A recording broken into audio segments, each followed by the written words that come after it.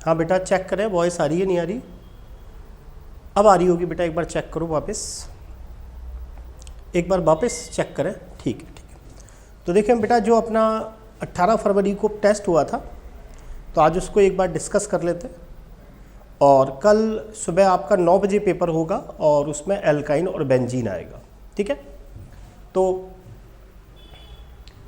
यहाँ जो पहला क्वेश्चन आपको टेस्ट के अंदर था, इसमें आपसे पूछा गया कि निम्न अभिक्रिया में आपको उत्पाद ए और बी दोनों बताना है।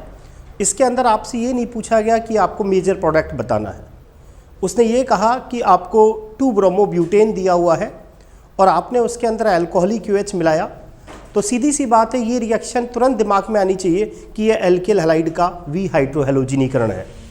और आपको पता है जब हम अल्कोहलिक QH काम में लेते हैं तो E2 एल्यूमिनेशन होता है और HX का निष्कासन होता है।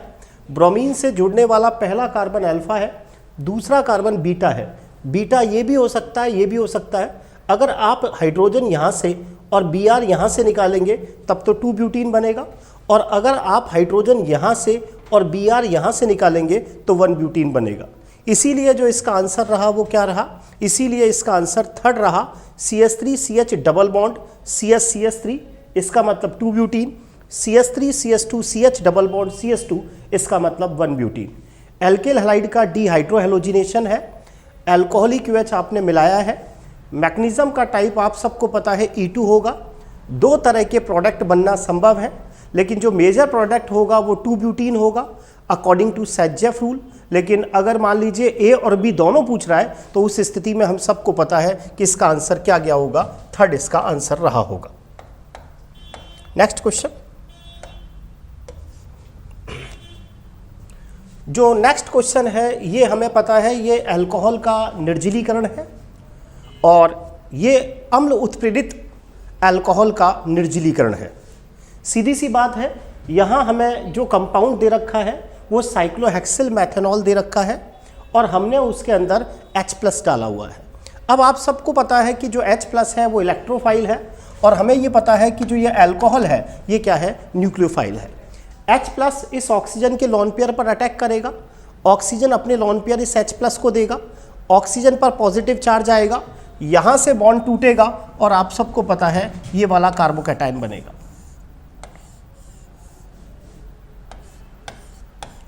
कार्बोकैटायन के अंदर रीअरेंजमेंट की टेंडेंसी होगी। हाइड्राइड की आप शिफ्टिंग करेंगे ताकि आप 1 डिग्री कार्बोकैटायन को किसके अंदर बदल दें, 3 डिग्री कार्बोकैटायन में बदल दें। तो आप यहाँ हाइड्राइड की शिफ्टिंग करेंगे और जो आपका कार्बोकैटायन है वो सीधी सी बात है 1 डिग्री से किसके अंदर कन्वर्ट हो जाएगा, 3 डिग्री में। ठीक है। अब हमें पता है कि कार्बोकैटायंस जो है उसके अंदर अब अति संयुग्मन प्रभाव होगा, हाइपर कॉन्जुगेशन होगा और उसके कारण अल्फा पोजीशन से हाइड्रोजन H+ के रूप में बाहर निकलेगा और कार्बोनियम आयन और अल्फा कार्बन के बीच में डबल बॉन्ड बनेगा। ये कार्बोनियम आयन है, ये इसका अल्फा कार्बन है। हाइपर कॉन्जुगेशन के कारण ये भी हो सकता है ये कार्बन और हाइड्रोजन का सिग्मा बॉन्ड पाई में बदल जाए, तब तो सीधी सी बात है मैथिलीन साइक्लोहेक्सेन बनेगा। लेकिन अगर मैं यहाँ से ये वाली स्थिति लूँ, ये वाली स्थिति लेता, ये वाली स्थिति लेता, ये वाली, और मैं अगर यहाँ से इस अल्फा कार्बन और अल्फा हाइड्रोजन के सिग्मा को बदलता तो सीधी सी बात है मैथिल साइक्लोहेक्सीन बनता। आ रहा है समझ में? तो क्या क्या पॉसिबिलिटीज़ हो सकती है? एक पॉसिबिलिटीज़ तो ये हो सकती है ये प्रोडक्ट बने, समझ में आ गया होगा सभी को, यानी इस अल्फा कार्बन और कार्बोनियम और अल्फा कार्बन के बीच में यहाँ डबल बॉन्ड बने। एक पॉसिबिलिटी ये भी हो सकती है कार्बोनियम आयन और अल्फा कार्बन के बीच में यहाँ डबल बॉन्ड बने, और एक पॉसिबिलिटी ये भी हो सकती है कि यहाँ डबल बॉन्ड बने। तो आपके सामने 3 पॉसिबिलिटीज हो सकती हैं।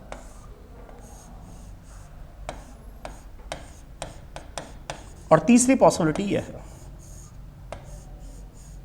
अब हमें पता है कि विलोपन अभिक्रिया से अगर एक से अधिक एल्कीन बनती है तो वो एल्कीन मेजर प्रोडक्ट होती है जिसमें अल्फा हाइड्रोजन की संख्या क्या हो, ज़्यादा से ज़्यादा हो। समझ में आया? या सेजेफ के नियम से वो एल्कीन मुख्य उत्पाद होगी जिसमें ज़्यादा से ज़्यादा अल्फा हाइड्रोजन हो। और इसके अंदर अगर आप अल्फा हाइड्रोजन देखेंगे तो 2 तो ये रहा, 2 ये रहा और 3 ये रहा, इसमें 7 अल्फा हाइड्रोजन है। और इसके अंदर भी 2 और 2 4, 4 और 3 कितनी है, 7। तो सीधी सी बात है, इसका आंसर क्या रहेगा? थर्ड रहेगा। आगे समझ में? बात एक ही, बात एक ही है। हाँ तो बात एक ही है। कौन सा? वो कहाँ बना था? फर्स्ट वाला कहाँ बनाया? देखो आप, फर्स्ट वाला कहाँ बनाया हमने? फर्स्ट वाला हमने नहीं बनाया, देखना। अगली रिएक्शंस भी वही है कि ये आपका अल्कोहल आपको दे रखा है, H+ आपको दे रखा है, अल्कोहल के निर्जलीकरण की रिएक्शन है। H+ कहाँ अटैक करेगा? ऑक्सीजन के लोन पेयर पर अटैक करेगा। ऑक्सीजन अपने लोन पेयर H+ को देगा और यहाँ से सीधी सी बात है आपका H2O की फॉर्म में क्या होगा? बाहर निकलेगा इस तरह से।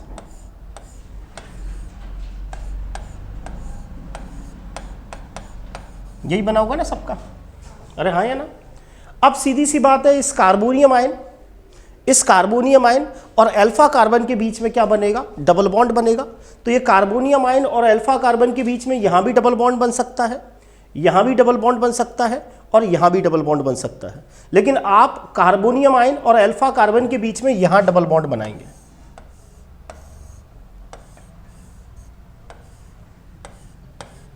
इस तरह से। आगे समझ में? रीजन आपके समझ में आ गया होगा। Double bond alternate double bond मिलेगा, रेजोनेंस मिलेगा और उसके कारण आपको कंपाउंड कैसा मिलेगा? स्टेबल मिलेगा। इसीलिए जो इसका आंसर रहा वो क्या रहा? दिख रहा होगा। इसीलिए इसका आंसर क्या रहा? थर्ड रहा। नेक्स्ट क्वेश्चन, आइसोब्यूटाइलिन का हाइड्रोबोरेशन और आपको क्षारीय जल अपघटन से आप उसका ऑक्सीकृत कर रहे हैं। यहाँ ये जो रिएक्शन है, ये रिएक्शन एल्कीन का हाइड्रोबोरेशन है और उसके बाद उसका क्षारीय H2O2 से ऑक्सीडेशन है। ये रिएक्शन ये है कि जो आइसोब्यूटिलीन है आपका, ये उसका पहले आपको क्या कराना है? हाइड्रोबोरेशन कराना है। याद आना चाहिए, हाफ B2S6 और सॉल्वेंट यहाँ यूज होता है THF और फिर क्षारीय H2O2 के द्वारा आपको उसका क्या कराना है? ऑक्सीडेशन कराना है। मैं आपको इसकी शॉर्ट ट्रिक बता चुका। फाइनली इसके अंदर आपको वाटर ही जोड़ना है, लेकिन यहाँ वाटर मार्कोनिकॉफ के नियम से नहीं, एंटी मार्कोनिकॉफ के नियम से जोड़ना है।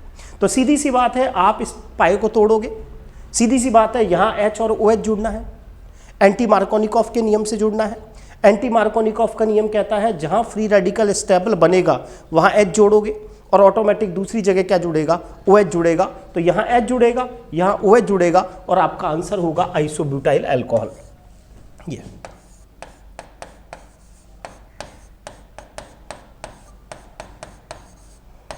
आ गया होगा ध्यान। इसीलिए इसका आंसर क्या रहा? थर्ड रहा।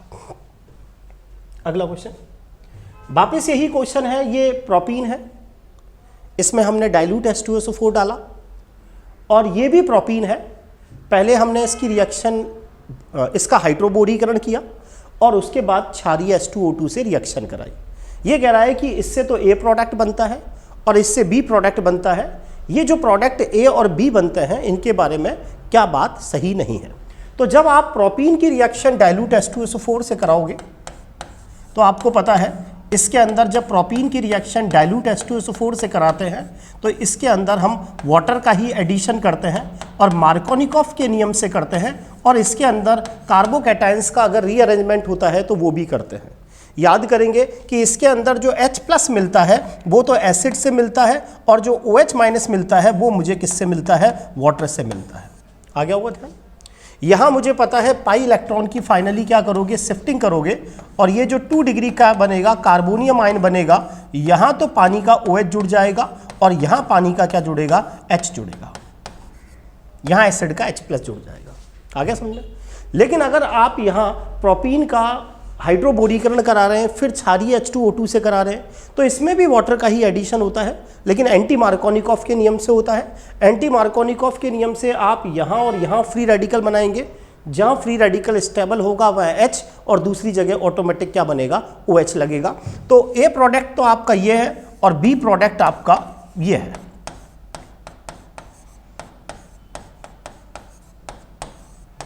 ये आपका A प्रोडक्ट है और ये आपका B प्रोडक्ट है। अब इसने पूछा कि क्या बात सही नहीं है, ए और बी दोनों में एक जैसा क्रियात्मक समूह है, बिल्कुल, दोनों में हाइड्रोक्सी ग्रुप है। ए और बी दोनों पोजीशन आइसोमर्स हैं, बिल्कुल, 1 2 3, 1 2 3, चेन तो ठीक है, लेकिन फंक्शनल ग्रुप की पोजीशन अलग अलग है, तो दोनों पोजीशन आइसोमर्स हैं। ए और बी चेन आइसोमर्स है, ये बात सही नहीं है। ए और बी चेन आइसोमर्स नहीं है, ये तो पोजीशन आइसोमर्स है। और ए और बी मिश्रित ईथर के समावयवी हैं, बिल्कुल, हमें पता है कि अल्कोहल और ईथर आपस में समावयवी होते हैं, और 3 कार्बन वाला अगर आप ईथर बनाओगे तो वो ये ईथर बनेगा, और ये ईथर आपको पता है मिश्रित ईथर है। मिश्रित ईथर उस ईथर को कहते हैं जहाँ दोनों तरफ एल के समूह एक जैसे नहीं होते, वो ईथर क्या कहलाता है? मिश्रित ईथर कहलाता है। आ गया होगा समझ में? नेक्स्ट क्वेश्चन, यहां हमें कंपाउंड एल्कीन दे रखा है, HBr के साथ रिएक्शन है, परऑक्साइड की उपस्थिति में है।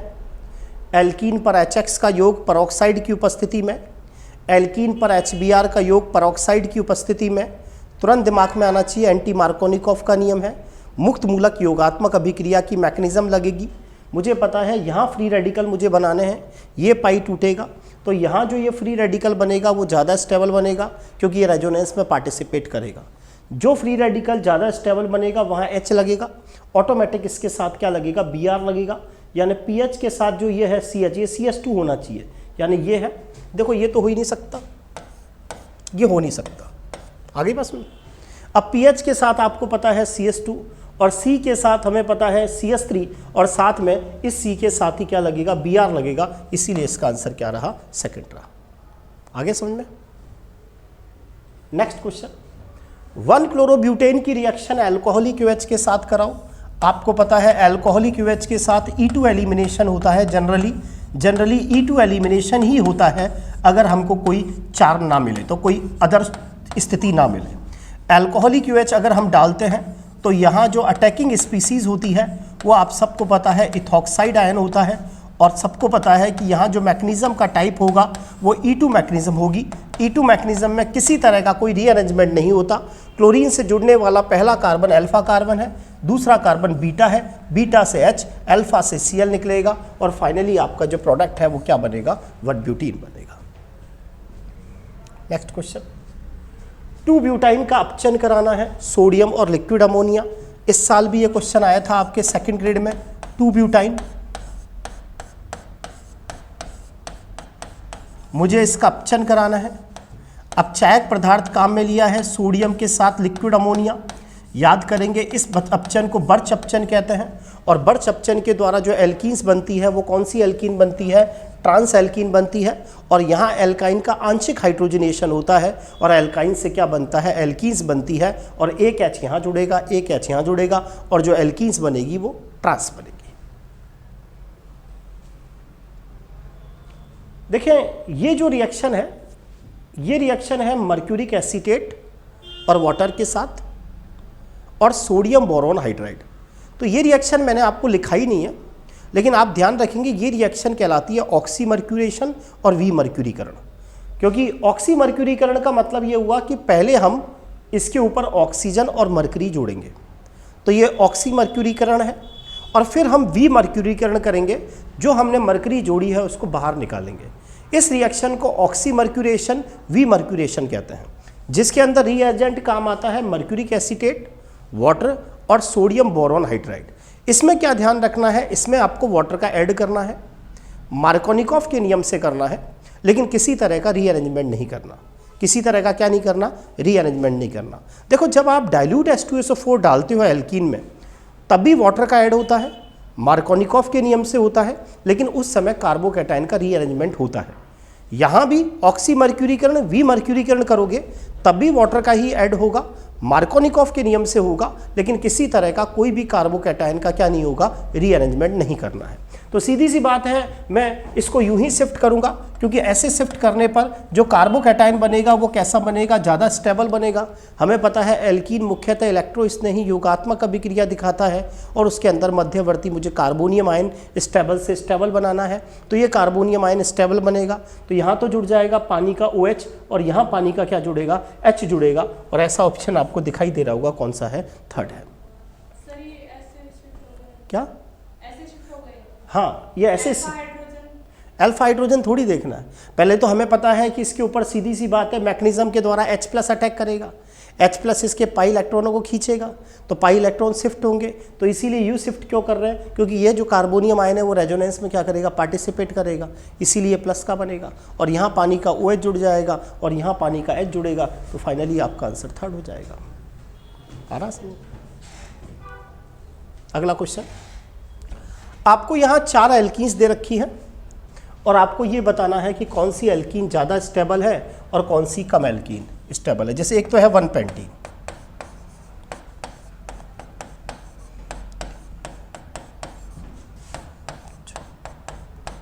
ये तो है 1 पेंटीन।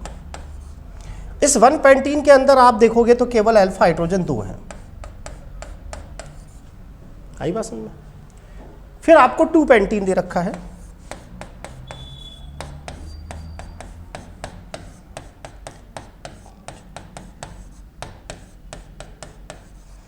सही है। 2 पेंटीन के अंदर आपको दिख रहा है 3 और 2 5 अल्फा हाइड्रोजन है। फिर आपको ये बात कर रहा है किसकी? सबसे पहले तो 1 पेंटीन। 1 पेंटीन तो देखो सबसे ज़्यादा स्टेबल हो ही नहीं सकता, क्योंकि इसमें तो अल्फा हाइड्रोजन सबसे कम है। ये क्लियर बात है। 1 पेंटीन से ज़्यादा स्टेबल कौन होगा? 2 पेंटीन होगा। होगा नहीं होगा? और उसके अंदर भी आपको पता है ये भी नहीं हो सकता, क्योंकि 1 पेंटीन तो सबसे कम स्टेबल होगा, ये तो हो ही नहीं सकता। 1 पेंटीन से ज़्यादा स्टेबल 2 पेंटीन। 2 पेंटीन में भी सिस से ज़्यादा स्टेबल कौन होता है? ट्रांस। ये तो चीज़ बैठ रही है, ये हो नहीं सकता चौथा।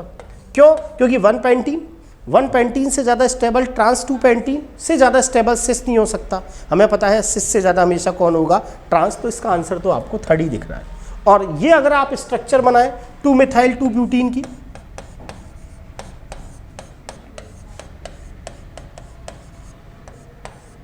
तो दिख रहा है इसमें 3 3 6 और 3 9 9 अल्फा हाइड्रोजन है, इसीलिए इसका आंसर क्या रहा? 3rd रहा। जेड विन्यास आपको देखना है, तो जेड विन्यास जूसामान एज ए सिस होता है। sp2 संकृत कार्बन से जुड़ने वाले दोनों समूह अलग अलग है। यहाँ sp2 कार्बन से सीधा कार्बन अटैच है, यहाँ हाइड्रोजन अटैच है। कार्बन का एटॉमिक नंबर ज़्यादा है, तो ये आपका हाई प्रायर है। यहाँ भी sp2 कार्बन से दोनों अलग अलग ग्रुप जुड़े हुए हैं। कार्बन से कार्बन अटैच है, कार्बन से हाइड्रोजन अटैच है। इसका एटॉमिक नंबर ज़्यादा है, तो ये हाई प्रायर है। यानी कि हाई प्रायर सेम डायरेक्शन है, तो ये आपको दिख रहा है जेड है। यहाँ sp2 कार्बन से ब्रोमीन अटैच है, यहाँ sp2 कार्बन से कार्बन अटैच है। ब्रोमीन का एटॉमिक नंबर ज़्यादा है, तो ये हाई प्रायर है। यहाँ कार्बन से एथिल अटैच है, यहाँ कार्बन से आइसोप्रोपिल अटैच है। एथिल और आइसोप्रोपिल में आइसोप्रोपाइल हाई प्रायर होता है। उसका कारण यहाँ कार्बन से कार्बन अटैच है, तो यहाँ भी कार्बन से कार्बन अटैच है। फिर यह कार्बन आगे 2 कार्बन से अटैच है, जबकि ये कार्बन आगे एक ही कार्बन से अटैच है, इसीलिए ये हाई प्रायर है। तो सीधी सी बात है, ये भी जेड है। तो ऐसी स्थिति में आंसर क्या आएगा? उपरोक्त सब ये आएगा। वैसे भी आपको दिख रहा है क्लोरीन और ब्रोमीन में ब्रोमीन हाई प्रायर है। आइसोटॉप्स के केस में मतलब मास देखते हैं, तो यह हाई प्रायर है। तो हाई प्रायर सेम डायरेक्शन में है, तो जेड सिस्टम होगा। विहाइड्रोहेलोजिनीकरण करने पर किस एल्किल हैलाइड से एल्कीनों का मिश्रण बनेगा? जैसे एन प्रोपिल हैलाइड है, अगर आप इसका विहाइड्रोहेलोजिनीकरण करोगे अल्कोहलिक OH के द्वारा, तो आपको पता है एक ही प्रोडक्ट बनेगा, वो मिलेगा प्रोपीन। ये जो द्वितीयक ब्यूटिल ब्रोमाइड है, ये द्वितीयक ब्यूटिल जो ब्रोमाइड है, अगर आप इसके अंदर अल्कोहलिक OH मिलाएंगे, तो सीधी सी बात है, एक तो आपको 1 ब्यूटीन मिलेगा और साथ में क्या मिलेगा? 2 ब्यूटीन मिलेगा। अरे हाँ या ना? आप आइसोप्रोपिल हैलाइड काम में लेंगे और इसकी रिएक्शन अगर अल्कोहलिक OH के साथ कराएंगे, तो ये हो गया अल्फा और ये हो गया बीटा, वो HCl बाहर निकलेगा, तो प्रोपीन बनेगा, चाहे कैसे ही बना लीजिए। इसीलिए इसका आंसर क्या रहा? 3rd रहा। वापस इनमें से कौन सा ई विन्यास है आपको देखना है। इस साल फर्स्ट ग्रेड में आया भी था और डायरेक्ट बता भी देता हूँ, और आप सबकी प्रैक्टिस सब तो हो जानी चाहिए इसमें अच्छी। हाइड्रोजन और मिथाइल में आपको पता है मिथाइल हाई प्रायर है। यहाँ ये CHO है, CH2OH है, इससे आंसर नहीं आएगा, लेकिन फिर हम आगे वाली स्ट्रक्चर देखेंगे तो CHO की स्ट्रक्चर ये है, इसका मतलब ये कार्बन आगे 2 ऑक्सीजन और 1 हाइड्रोजन से अटैच है। जबकि अगर आप CH2OH की स्ट्रक्चर देखेंगे तो ये जो कार्बन है वो आगे केवल 1 ऑक्सीजन और 2 हाइड्रोजन से अटैच है। इसीलिए एल्डिहाइड और अल्कोहल में एल्डिहाइड हाई प्रायर है। तो जेड हुआ है। तो यहाँ कार्बन से नाइट्रोजन, यहाँ कार्बन से कार्बन, नाइट्रोजन का परमाणु क्रमांक ज़्यादा है तो हाई प्रायर है। यहाँ कार्बन से कार्बन, यहाँ कार्बन से ऑक्सीजन, हाई प्रायर है तो जेड हो गया है भी। यहाँ कार्बन से कार्बन, यहाँ कार्बन से नाइट्रोजन, नाइट्रोजन। मैथिल और आइसोप्रोपाइल में आइसोप्रोपाइल हाई प्रायर होता है, बता दिया, जेड है। तो सीधी सी बात है, आंसर कौन सा होगा? चौथा होगा, क्योंकि हाइड्रोजन और मिथाइल के अंदर हाई प्रायर मिथाइल है। एल्डिहाइड और एसिड में एसिड हाई प्रायर है। क्यों है? क्योंकि एल्डिहाइड होता है CHO। कार्बन से आंसर नहीं आएगा, कार्बन आगे 2 ऑक्सीजन और 1 हाइड्रोजन से अटैच है। जबकि COH में अगर आप देखोगे तो ये जो कार्बन है, इधर 2 ऑक्सीजन और इधर 1 ऑक्सीजन, आगे 3 ऑक्सीजन से अटैच है। इसीलिए हाई प्रायर अपोजिट डायरेक्शन में होने के कारण एल्डिहाइड से ज़्यादा प्राथमिक एसिड होता है। तो हाई प्रायर अपोजिट डायरेक्शन में ई सिस्टम है। आपको 3 अल्कोहल दे रखे हैं और आपसे पूछा है कि आपको ये बताना है कि अगर इनकी रिएक्शन, 1 मिनट, हाँ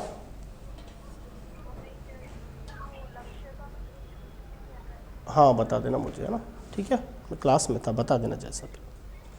अब आपको यहाँ अल्कोहल दे रखा है और ये कह रहा है कि मैं इन अल्कोहलों के अंदर मैं एसिड डालता हूँ और आपको बताना है किस अल्कोहल का निर्जलीकरण सबसे पहले होगा। तो मैं आपको बता चुका है, अल्कोहल के निर्जलीकरण में मध्यवर्ती कार्बोनियम आयन बनता है। ये 1 डिग्री कार्बोनियम आयन बनेगा, ये 3 डिग्री कार्बोनियम आयन बनेगा और ये आपका 2 डिग्री कार्बोनियम आयन बनेगा। उस अल्कोहल का निर्जलीकरण सबसे ज़्यादा होगा जिसमें कार्बोनियम आयन सबसे ज़्यादा स्टेबल है। आपको पता है सबसे ज़्यादा जो निर्जलीकरण है वो B का होगा, B के बाद C का होगा और सबसे कम किसका होगा? A का होगा। यहाँ नियोपेंटाइल क्लोराइड की रिएक्शन अल्कोहलिक OH के साथ मुख्य उत्पाद बनाना है। ये थोड़ा सा रिएक्शन एक्सेप्शनली है। ये है नियोपेंटाइल क्लोराइड।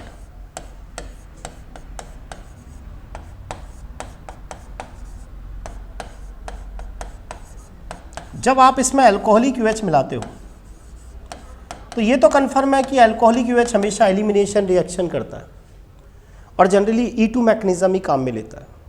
लेकिन ये रिएक्शन ऐसी है, इसके अंदर ये E1 मैकेनिज्म काम में लेता है। उसका कारण क्या है? क्लोरीन जिस कार्बन से जुड़ा है वो अल्फा है और अगला कार्बन बीटा है। आ रहा है समझ में? लेकिन यहाँ बीटा पे हाइड्रोजन ही नहीं है। तो हमें पता है इसके अंदर क्या होगा, पहले ये बॉन्ड टूटेगा क्योंकि E1 मैकेनिज्म के अंदर आपको पता है मध्यवर्ती क्या बनता है? कार्बोनियम आयन बनता है। फिर उसके बाद इसके अंदर कार्बोनियम आयन का आप क्या करोगे? रीअरेंजमेंट करोगे और रीअरेंजमेंट करने के लिए यहाँ मिथाइड की शिफ्टिंग होगी और जैसे ही आप मिथाइड की यहाँ शिफ्टिंग करेंगे यहाँ, तो CH2 के साथ सीधी सी बात है क्या लग जाएगा? CH3 लग जाएगा। आ गया होगा समझ में? फिर उसके बाद कार्बोनियम आयन और अल्फा कार्बन के बीच में डबल बॉन्ड बनेगा। तो सीधी सी बात है कार्बोनियम आयन और अल्फा कार्बन के बीच में यही डबल बॉन्ड बनाओगे और ये जो हाइड्रोजन है वो हाइपर कॉन्जुगेशन के कारण क्या हो जाएगा? बाहर निकल जाएगा। तो जो मेरा प्रोडक्ट है वो बनेगा 2 methyl 2 methyl 2 butene. Answer second रहेगा। अच्छी रिएक्शन है, ये याद करके रहे इसको। यहाँ वही रिएक्शन है, अल्कोहल दे रखा है H+, प्रोडक्ट पूछ रहा है, अल्कोहल का निर्जलीकरण है। H+ सीधी सी बात है इस ऑक्सीजन के लॉन पेयर पर अटैक करेगा, ऑक्सीजन अपने लॉन पेयर देगा। पॉसिबल नहीं है ऑक्सीजन पॉजिटिव चार्ज रखे, H2O बाहर निकलेगा और ये आपका कार्बोनियम आयन बनेगा।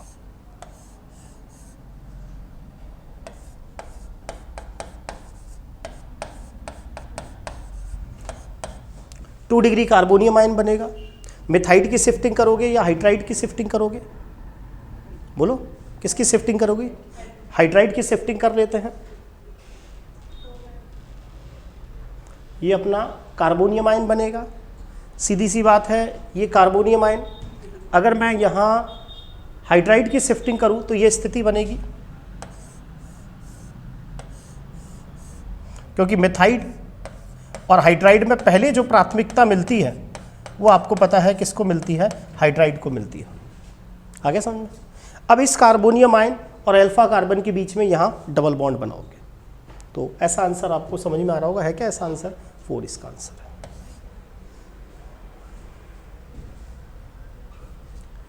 3-मिथाइल 1-ब्यूटीन का ओजोनोलिसिस करना है। पहले आपने 1-ब्यूटीन बना लिया और 3 नंबर पे मिथाइल लगा लिया। ओजोनी अपघटन करने की कह रहा है। सबको पता है यहाँ से बॉन्ड टूटेगा, एक ओ यहाँ लगेगा, एक ओ यहाँ लगेगा, तो ये बनेगा CH3 CH CH3 CHO और साथ में CH2O जिसको आप फॉर्मल्डिहाइड कहते हैं। तो आंसर होगा 2-मिथाइल प्रोपेनल और साथ में मेथेनल बनेगा। कौन सा एल्कीन ऐसा है जिसका ओजोनी अपघटन करने पर केवल एसीटोन मिलेगा? तो अगर आप आइसोब्यूटिलीन का ओजोनी अपघटन कराएंगे तो एसीटोन के साथ फॉर्मल्डिहाइड मिलेगा। 2,3-डाइमेथिल 1-ब्यूटीन, 1 ईन आ जाता है ना तो एल्डिहाइड मिलता है। 2,3-डाइमेथाइल 2-ब्यूटीन, ये आपका 2-ब्यूटीन है। 2 नंबर पे मिथाइल, 3 नंबर पे मिथाइल, ओजोनी अपघटन, डबल बॉन्ड ओ, एसीटोन और एसीटोन। समझ में आ गया होगा सभी के, इसीलिए इसका आंसर क्या रहा? 3rd रहा। आ रहा समझ? आइसोब्यूटिलीन का अम्लीय केमेनोफोर के द्वारा आपको ऑक्सीडेशन करना है। ये आपकी आइसोब्यूटाइलीन है, अम्लीय केमेनोफोर। याद करेंगे, पहले इसको ओजोनी अपघटन की तरह तोड़ेंगे, एक तो बनेगा एसीटोन, एसीटोन का फर्दर ऑक्सीडेशन होगा नहीं, और एक बनेगा फॉर्मल्डिहाइड, और फॉर्मल्डिहाइड का फर्दर ऑक्सीडेशन होगा एसिड में, फार्मिक एसिड में, और फार्मिक एसिड का फर्दर ऑक्सीडेशन हो जाता है वाटर और CO2 में। ध्यान आ गया होगा, इसीलिए इसका आंसर क्या रहेगा? एक तो बनेगा एसीटोन, है क्या एसीटोन, और साथ में कौन सी गैस बनेगी? CO2। निम्न में से वो कौन सी अभिक्रिया है जो ये बताती है कि एल्कीन में कहाँ डबल बॉन्ड है? तो उसके अंदर जो काम आता है वो ओजोनीकरण आता है, क्योंकि डबल बॉन्ड जैसा प्रोडक्ट बनता है उससे हम पता लगा सकते हैं कि डबल बॉन्ड कहाँ है। जैसे एल्डिहाइड बन रहे हैं तो इसका मतलब डबल बॉन्ड 1 नंबर पे है, कीटोन्स बन रहे हैं तो डबल बॉन्ड 2 नंबर पे है। तो किसी एल्कीन में डबल बॉन्ड कहाँ है इसका पता लगाने के लिए जो हम काम में लेते हैं वो ओजोनीकरण करते हैं। यहाँ आपको पता है ये साइक्लोपेंटीन आपको दे रखा है, आप ब्रोमीन का ऐड करेंगे, याद करेंगे एल्कीन का हैलोजिनेशन, याद करेंगे एंटी एडिशन होता है, आ रहा होगा ध्यान, याद करेंगे साइक्लिक हेलोनियम आयन बनता है, किसी तरह का कोई रीअरेंजमेंट नहीं होता, तो याद आ गया होगा जो ए बनेगा ना वो हमारा वो इस तरह से बनेगा, एंटी एडिशन हो गया। अब आपने अल्कोहलिक OH मिला दिया है, डीहाइड्रोहेलोजिनेशन होगा, ब्रोमीन से जुड़ने वाला पहला कार्बन अल्फा, दूसरा कार्बन बीटा, बीटा ये भी हो सकता था, आ रहा समझ में? ब्रोमीन से जुड़ने वाला पहला कार्बन अल्फा, दूसरा बीटा, समझ में आ गया होगा मैंने यहाँ से बाहर क्यों निकाला, क्योंकि रेजोनेंस मिलेगा और मुझे जो प्रोडक्ट बनेगा वो ज़्यादा से ज़्यादा क्या बनेगा? स्टेबल बनेगा। इसीलिए Br, यहाँ से तो अल्फा से Br और यहाँ से H, और यहाँ से Br और यहाँ से H। आगे समझ? निम्न में से कौन सी एल्कीन ऐसी है जो जलीकरण के प्रति सबसे ज़्यादा क्रियाशील है? मतलब किसका जल योजन सबसे जल्दी होता है? मतलब इनमें से वो कौन सी एल्कीन्स है जो जल के प्रति सबसे जल्दी रिएक्शन करेगी? तो मुझे पता है एल्कीन की रिएक्शन डाइल्यूट H2SO4 के साथ एक इलेक्ट्रोस्नेही योगात्मक अभिक्रिया का उदाहरण है, जिसके अंदर कार्बोकैटायन सबसे ज़्यादा स्टेबल बनेगा, वही एल्कीन सबसे जल्दी जल योजन दिखाएगा। तो एथीन के अंदर अगर देखोगे तो इसमें तो 1 डिग्री कार्बोनियम आयन बनेगा, प्रोपीन के अंदर 2 डिग्री कार्बोनियम आयन बनेगा, 1 ब्यूटीन में भी 2 डिग्री कार्बोनियम आयन बनेगा, लेकिन 2 मिथाइल प्रोपीन के अंदर 3 डिग्री कार्बोनियम आयन बनेगा, और कार्बोनियम आयन स्टेबल होगा तो एल्कीन की इलेक्ट्रोफिलिक एडिशन भी, रिएक्शंस भी कैसी होंगी? फास्ट होंगी। इसीलिए एथीन से ज़्यादा इलेक्ट्रोफिलिक एडिशन रिएक्शन प्रोपीन में देखने को मिलती है, और प्रोपीन से ज़्यादा 2 मिथाइल प्रोपीन में देखने को मिलती है। यहाँ हमसे पूछा जा रहा है कि HBr के साथ रिएक्शन कराएं तो मेजर प्रोडक्ट क्या बनेगा, ठीक है। तो अगर आप HBr के साथ कराएंगे तो देखो दो चीज़ें हैं इसके अंदर, क्या कर सकते हैं आप, पाई भाई सीधी बात है। देखते हैं एक बार क्या होता है।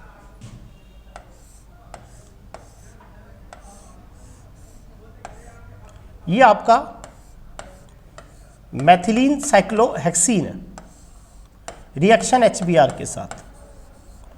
अब देखो इसके अंदर कहीं कुछ भी नहीं लिखा कि पेरोक्साइड की प्रेजेंस नहीं है। पेरोक्साइड की प्रेजेंस होती ना तो एंटी मार्कोनिकॉफ का नियम लगता।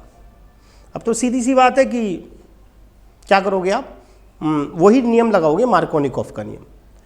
अब ये H+ अटैक करेगा, भाई यहाँ मुझे पता है इलेक्ट्रॉन डेंसिटी काफ़ी है तो H+ अटैक करेगा, आई बात समझ में।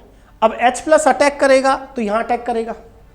क्यों अटैक करेगा, क्योंकि जब आप इसके अंदर पाई इलेक्ट्रॉन की शिफ्टिंग यूँ करेंगे तो सीधी सी बात है कितने डिग्री कार्बोनियम आयन बनेगा, 3 डिग्री कार्बोनियम आयन बनेगा। और साथ ही साथ ये कार्बोनियम आयन किस में पार्टिसिपेटिंग करेगा, रेजोनेंस में भी पार्टिसिपेटिंग करेगा।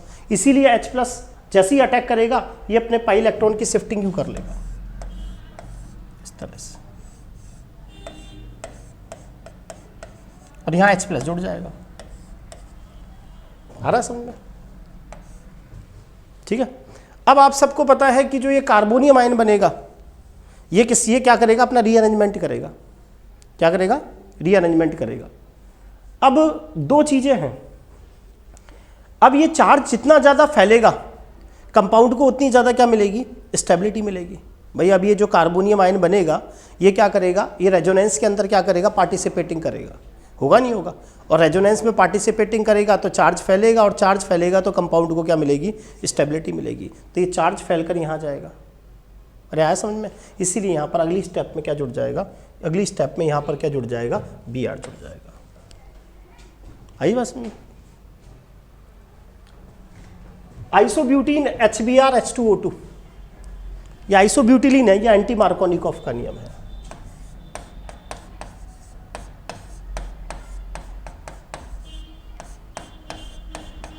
एंटी मार्कोनिकॉफ में सीधी सी बात है H और Br ही जोड़ना है, लेकिन मुक्त मूलक योगात्मक अभिक्रिया अपनानी है। यहाँ फ्री रेडिकल्स स्टेबल बनेगा 3 डिग्री, तो सीधी सी बात है यहाँ तो जुड़ेगा H और ऑटोमेटिक यहाँ क्या जुड़ जाएगा, Br, और जो बनेगा उससे आप बोलोगे आइसोब्यूटिल ब्रोमाइड। आगे समझ। यहाँ आपको पता है कि एल्कीन की रिएक्शन डाइल्यूट H2SO4 के साथ है, लेकिन जो हमने एसिड काम में लिया है वो H+ की जगह क्या लिया है, D+। आपको पता है ये जो पानी तो न्यूक्लियोफाइल है, वो तो एल्कीन पर अटैक करेगा नहीं, H+ अटैक करेगा, पाई इलेक्ट्रॉन की क्या होगी, शिफ्टिंग होगी इस तरह से।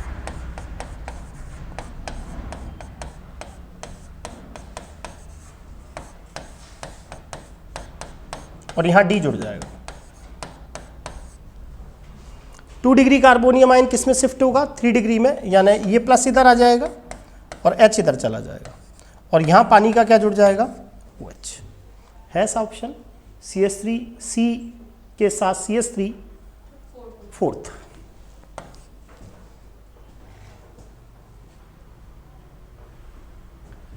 इनमें से वो कौन सी एल्कीन है जिसके जल योजन पर 3 डिग्री अल्कोहल बनेगा। तो अगर मैं आइसोब्यूटिलीन काम में ले लूं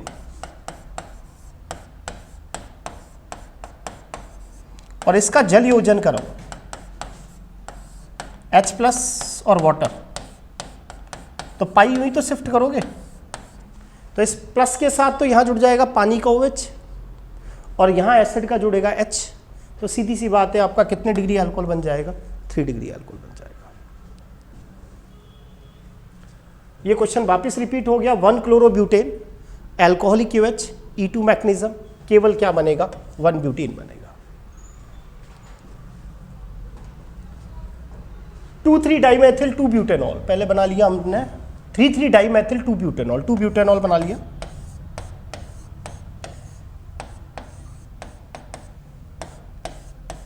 ये स्थिति है।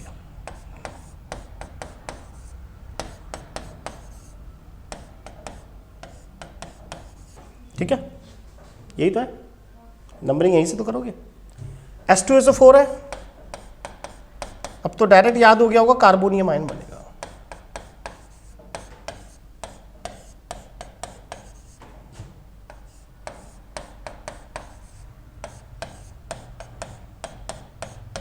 फिलहाल अल्फा हाइड्रोजन 3 है, सही है। किसकी शिफ्टिंग कर दोगे? मेथाइड की। और ये जो कार्बोनियम आयन है ये कितने डिग्री हो जाएगा? 3 डिग्री।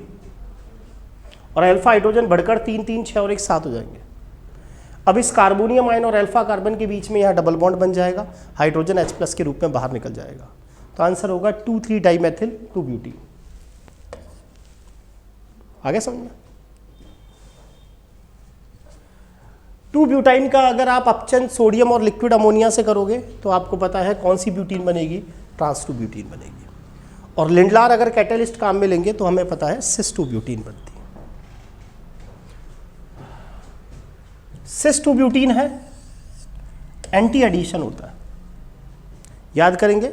सिस एल्कीन, अगर सिस एल्कीन के साथ सिन एडिशन हो तब तो मीजो कंपाउंड बनते हैं, और सिस एल्कीन के साथ अगर एंटी एडिशन हो तो आपको पता है रैस्मिक मिक्सचर बनेगा।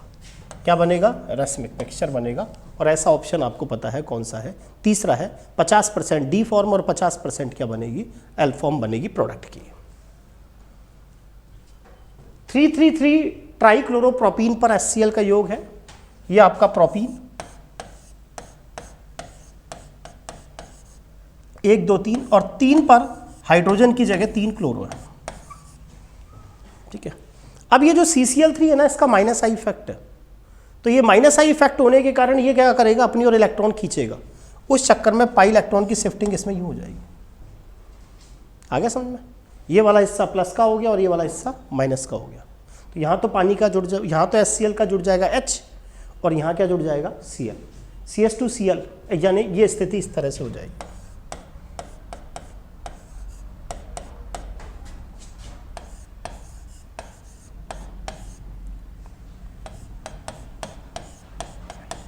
है क्या ऐसा कोई ऑप्शन?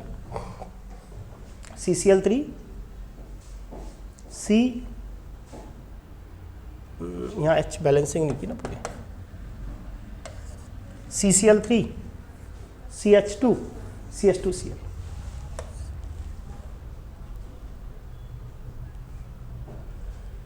जलीय सोडियम क्लोराइड विलयन में एथीन की क्रिया ब्रोमीन से करा रहे हैं। ये आपका एथीन है,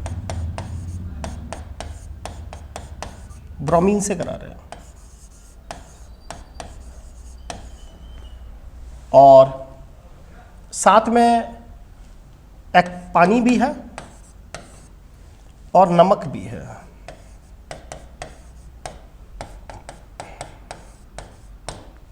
एल्कीन की रिएक्शन Br2 से कराओगे तो ये तो कन्फर्म है कि एंटी एडिशन होगा और Br जुड़ेगा।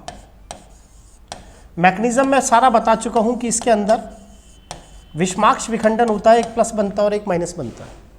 लेकिन एल्कीन के ऊपर पहले Br+ अटैक करता है, दूसरी स्टेप में Br- अटैक करता है। तो एक प्रोडक्ट तो ये बनना ही है। लेकिन एल्कीन के ऊपर जब ये Br+ अटैक करता है तो आपको पता है साइक्लिक हेलोनियम आयन बनता है। अब न्यूक्लियोफाइल आपके पास यहाँ 3 है, Br- भी है, Cl- भी है और OH- भी है। तो ऐसा भी हो सकता है कि कुछ जगह यहाँ Cl जुड़ जाए और हो सकता है कुछ जगह यहाँ OH जुड़ जाए, इसीलिए यहाँ मिक्सचर बनता है। और इसीलिए जो आंसर है वो क्या रहता है कि एथिलीन डाइब्रोमाइड तो बनता है, साथ में 1 ब्रोमो 2 क्लोरो एथेन भी बन जाता है। और तो कोई ऑप्शन है ही नहीं। वो एल्कीन कौन सी है जिसकी आप अम्लीय केमिनल फ्लोर के साथ रिएक्शन कराएं, 4-ऑक्सोपेंटेनोइक एसिड दे? तो मेरे हिसाब से इसका आंसर करेक्शन कर लेना, इसका आंसर 3rd है। ये आपका साइक्लोब्यूटीन है और इसके 1 नंबर पे यहाँ मिथाइल है, ये 1 मिथाइल साइक्लोब्यूटीन है। पहले मैं अगर ओजोनी अपघटन करूँगा तो इस तरीके से बनेगा, मैं इस तरह से बताता हूँ। ये CS यहाँ O लगेगा, एक O यहाँ लगेगा, तो बनेगा CS3 CO, ये CS2 ये CH2 और ये CHO, सही है। फिर आप अम्लीय एमिनोफोर है तो कीटोन का तो ऑक्सीकरण होगा नहीं, इस एल्डिहाइड को आगे ये किस में बदल देगा, एसिड में। और अब आप इसका यूपीएससी नेम ले लो, 1 2 3 4, 4 ऑक्सो या 4 कीटो, और कौन सा एसिड, पेंटेनोइक एसिड, इसीलिए इसका आंसर थर्ड रहा। करेक्शन कर लेना, इसका आंसर थर्ड रहेगा। इनमें से कौन सा एल्किल हैलाइड SN1 दिखाएगा, तो होने को तो तीनों ही 3 डिग्री हैलाइड्स हैं। Weak base are good leaving group, alkyl fluoride से ज़्यादा एल्किल क्लोराइड, एल्किल क्लोराइड से ज़्यादा एल्किल ब्रोमाइड, और एल्किल ब्रोमाइड से ज़्यादा कौन, एल्किल आयोडाइड। SN2 रिएक्शन आपको दिखानी है, तो SN2 रिएक्शन तो आपको पता है 3 डिग्री हैलाइड में तो सबसे कम होती है। ये क्या है, 2 पेज में आया है क्या, 2 पेज में आया। यहाँ ऑप्शन की मदद ले लेते हैं अपन। मुझे पता है SN2 मैकेनिज्म 1 डिग्री हैलाइड में सबसे ज़्यादा होती है, तो यहाँ 1 डिग्री हैलाइड में कम कर रखी है, 2 डिग्री हैलाइड और 3 डिग्री हैलाइड में ज़्यादा दिखा रखी है, ये तो हो ही नहीं सकता, खत्म कहानी। ये कन्फर्म है कि 3 डिग्री हैलाइड में सबसे कम होगी, उससे ज़्यादा हमें पता है 2 डिग्री हैलाइड में, और उससे ज़्यादा 1 डिग्री हैलाइड में ये भी नहीं हो सकता, क्योंकि 3 डिग्री से 1 डिग्री फिर 2 डिग्री कर रखा है। ये कन्फर्म है 3 डिग्री हैलाइड से ज़्यादा 2 डिग्री, और 2 डिग्री से ज़्यादा हमें पता है 1 डिग्री में होगी। ये भी नहीं हो सकता, क्योंकि 1 डिग्री से ज़्यादा 3 डिग्री में दे रखी है, तो आंसर क्या रहेगा, 3 रहेगा। इन फ्री रेडिकल में कौन सबसे ज़्यादा स्टेबल है, वो फ्री रेडिकल सबसे ज़्यादा स्टेबल होता है जो रेजोनेंस में पार्टिसिपेट कर रहा है। 1 नंबर पे रेडिकल है, 2 और 3 है ही नहीं। ये तो सिंपल आपका 3 डिग्री रेडिकल है, थोड़ा सा टाइप मिस्टेक हो गई। ये भी 2 डिग्री रेडिकल है, दिख रहा है। ये जो 2 नंबर का फ्री रेडिकल है एलिल मुक्त मूलक, ये रेजोनेंस में पार्टिसिपेट करेगा और फ्री रेडिकल को ज़्यादा से ज़्यादा क्या मिलेगी, स्टेबिलिटी मिलेगी, इसीलिए इसका आंसर सेकंड रहा। ये एल्कीन है और इसके ऊपर इलेक्ट्रोफाइल अटैक करेगा, H+ इसके पाई बंद के इलेक्ट्रॉनों को खींचेगा, उस चक्कर में इसमें पाई इलेक्ट्रॉन की शिफ्टिंग होगी, क्योंकि कार्बोनियम आयन ज़्यादा से ज़्यादा स्टेबल बनना चाहिए। तो यहाँ जो कार्बोनियम आयन बनेगा वो कितने डिग्री बनेगा, 2 डिग्री बनेगा। आगे समझना। ये वाला क्वेश्चन हाल में आपके उसमें भी आया था, EMRS के एग्जाम में। इनमें से आपको ये बताना था कि कौन सा उत्पाद कायरेल है। तो देखो इसके अंदर यू पाई शिफ्टिंग करोगे आप एल्कीन की, ताकि कार्बोनियम आयन ज़्यादा स्टेबल बने। तो यहाँ तो लगेगा Cl, अरे हाँ या ना, यहाँ तो लगेगा Cl और यहाँ लगेगा H, तो फिर ये तो हो गया एथिल और ये भी हो गया एथिल, तो फिर ये कायरेल तो हो ही नहीं सकता। इसके अंदर आपको पता है आप शिफ्टिंग क्यों करोगे, क्योंकि यहाँ कार्बोनियम आयन रेजोनेंस में पार्टिसिपेट करेगा, तो यहाँ तो जुड़ेगा Cl और यहाँ लगेगा H। तो ये वाला जो कार्बन है ना, ये वाला कार्बन कायरेल हो जाएगा। कैसे, फेनिल अलग, H अलग, Cl अलग, और ये पूरा ग्रुप अलग हो जाएगा। तो B तो है ही कायरेल, है ना, B तो है ही। C में अगर हम देखें तो ये तो आप U शिफ्ट करोगे, कैसे भी कर लो, सिमेट्रिकल एल्कीन U शिफ्ट करोगे तो यहाँ तो जुड़ गया Cl और यहाँ जुड़ गया H, तो ये भी कायरेल है, क्योंकि कार्बन से मैथिल अलग, H अलग, Cl अलग, एथिल अलग, इसीलिए इसका आंसर क्या रहा, बी। और ये हमारे इसमें साल ये क्वेश्चन आया भी था, ये फर्स्ट ग्रेड में आया था। इनमें से कौन सी एल्कीन ऐसी है जो ज्यामितीय समावेता दिखाएगी। प्रोपिलीन तो दिखा नहीं सकती, क्योंकि sp2 संकृत कार्बन से जुड़ने वाले दोनों समूह अलग अलग होने चाहिए। वनीन तो दिखाती ही नहीं है। आइस2 ब्यूटीन में आपको पता है ये स्थिति है, हमें पता है शर्त क्या है कि इस sp2 संकृत कार्बन से जुड़ने वाले दोनों समूह अलग अलग होने चाहिए। इस sp2 संकृत कार्बन से जुड़ने वाले दोनों समूह अलग अलग होने चाहिए, इसीलिए इसका आंसर क्या रहा, 3। मस्टर्ड गैस कैसे बनाते हैं बता चुका है, एथीन की रिएक्शन सल्फर मोनोक्लोराइड से। याद करेंगे, beta beta dash dichloro diethyl sulphide बनता है, और मैंने कहा था इसे ही हम क्या कहते हैं, मस्टर्ड गैस कहते हैं। सेकंड ग्रेड में आया। एल्काइन का हाइड्रोजनेशन, आंशिक हाइड्रोजनेशन, पैलेडियम के साथ चारकोल लिंडलार उत्प्रेरक सेसैल्कीन बनेगा, और सोडियम के साथ लिक्विड अमोनिया कौन सी एल्कीन बनेगी? ट्रांस एल्कीन बनेगी। एक एल्किल हैलाइड ऐसा है जो SN2 रिएक्शन दिखा रहा है, जिसमें हैलोजन स्थापित होने वाला समूह है, हैलोजन प्रतिस्थापित होने वाला समूह है, जो कि एक किरेल कार्बन से जुड़ा हुआ है, यानी SN2 मैकेनिज्म है और कार्बन से हैलोजन बाहर निकल रहा है। आगे बात समझ में? SN2 मैकेनिज्म का ऑर्डर ही 2 होता है। इसमें अभिक्रिया का वेग एल्किल हैलाइड और न्यूक्लियोफाइल दोनों की कंसंट्रेशन पे डिपेंड करता है, ये तो सही है। SN2 मैकेनिज्म में आपको पता है कार्बन से हैलाइड बाहर निकलता है और उसी समय पीछे से न्यूक्लियोफाइल अटैक करता है। याद करेंगे SN2 मैकेनिज्म के अंदर कौन सी स्टेज बनती है? ट्रांजिशन स्टेज बनती है, ये भी सही है। और आप सबको पता है कि SN2 जो मैकेनिज्म होती है उसके अंदर वाल्डन इन्वर्जन होता है, यानी जो प्रोडक्ट मिलता है वो मुझे इन्वर्टेड मिलता है, ये भी सही है। इसीलिए इसका आंसर क्या रहा? चौथा सही नहीं है। वुड्स अभिक्रिया हो चाहे कॉल्बे इलेक्ट्रोलाइसिस हो, आपको पता है इस मेथड से हम कौन सी गैस नहीं बना सकते? मेथेन।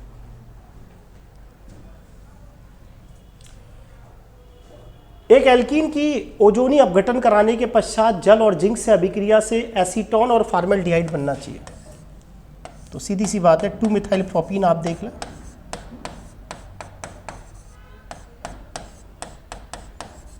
ओजोनी अपघटन, एसीटोन और क्या बनेगा? फॉर्मेल्डिहाइड बनेगा। तो उम्मीद करता हूँ 44 की 44 क्वेश्चन आप लोगों के समझ में आए होंगे अच्छे से। और एक बार मुझे बता दो कि आपके 44 में से कितने क्वेश्चन सही हुए थे? 32 तेरे दिया ही नहीं है? 44 ही तो क्वेश्चन थे, 47 कैसे सही हो गए तेरे? अच्छा अच्छा, लाइव वाले बताएं बेटा कितने कितने क्वेश्चन सही हुए एक बार आप लोगों के? वो तो दिखता है बेटा रिकॉर्ड, अगर आप सही बताएंगे तो मुझे भी अच्छा लगेगा। हाँ बेटा बताएं, माधवी बेटा कितने सही हुए बेटा तेरे क्वेश्चन? सुनीता मैडम बताएं कितने सही हुए बेटा? और जने देते ही नहीं है क्या पेपर? विपिन 37, और मेरे हिसाब से सभी के क्वेश्चन समझ में आ गए होंगे अच्छे से। और कल का आप एल्काइन और बेंजीन का पढ़ लेना, जहाँ तक पढ़ाया है मैंने वहीं तक आएगा, और सुबह 9 बजे पेपर डल जाएगा आपका।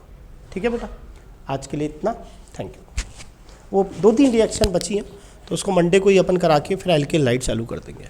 अब जो मेन है ना, अब तो क्या है, एक एल्डिहाइड कीटोन बड़ा है, नहीं तो फिर सारे चैप्टर ऐसे हैं जो 2 दिन में होंगे। जैसे एल्किल लाइट SN1 SN2 पढ़ ही चुके, अब तो एक हेलो फॉर्म रिएक्शन बतानी है मेन, और भी हैं छोटी मोटी, लेकिन मेन हेलो फॉर्म बतानी है। अल्कोहल के अंदर थोड़ी बहुत रिएक्शन बच रही है, नहीं तो मेन रिएक्शन तो हो गई ऑक्सीमर्क्यूरेशन, डीमर्क्यूरेशन, हाइड्रोबोरीकरण, वहाँ थोड़ी सी इनकी मैकेनिज्म बता दूंगा। मतलब अब जो चैप्टर्स हैं इनमें 2-2 3-3 दिन का समय लगेगा, ठीक है ना, इनमें अब टाइम नहीं लगेगा। तो अब जो अपना अगला एग्ज़ाम्स होगा, मतलब अगले संडे को, उसमें अपन एल्किल लाइट के साथ एल्किल लाइट के साथ अल्कोहल तक ले लेंगे अगले टेस्ट में, और कल आप बेंजीन तक पढ़ के आएँ जहाँ तक मैंने पढ़ाया है, और एक आध क्वेश्चन कम हो तो कोई फ़र्क नहीं पड़ता। ठीक है बेटा, अपना तो मेन उद्देश्य है तैयारी होनी चाहिए। ठीक।